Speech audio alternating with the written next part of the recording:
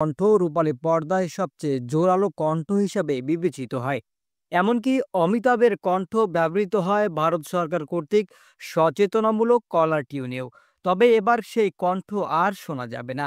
ভারতের কেন্দ্রীয় সরকার সিদ্ধান্ত নিয়েছে আর ব্যবহার করা হবে না অমিতাভ বচ্চনের কণ্ঠ রেকর্ড করা কলার টিউন।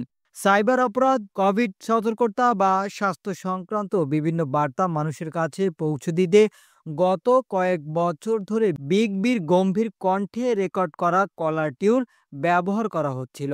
ভারতের সরকারি মোবাইল নেটওয়ার্ক কারো কাছে ফোন করলেই শোনা যেত সেই সব বার্তা।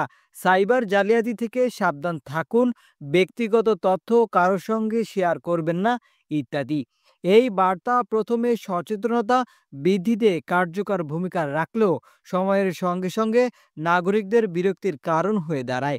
অনেকেই মনে করেন জরুরি মুহূর্তে ফোন করার সময় এই ধীরগতির কলার টিউন পরিস্থিতিকে আরও চাপ তৈরি করে। বিশেষ করে দ্রুত সংযোগ প্রয়োজন এমন সময় এটি হতাশাজনক বলে মন্তব্য করেছেন অনেকেই।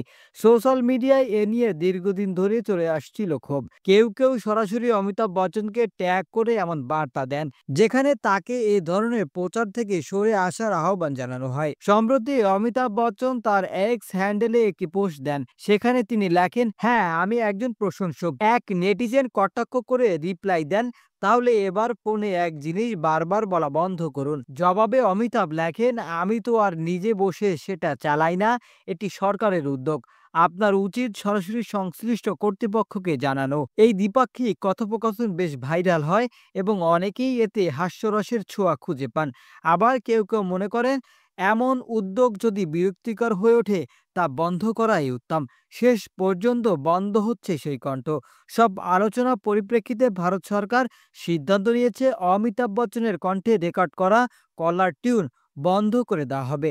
সংশ্লিষ্ট বার্তা প্রচারের জন্য এখন বিকল্প পদ্ধতির কথা ভাবছে।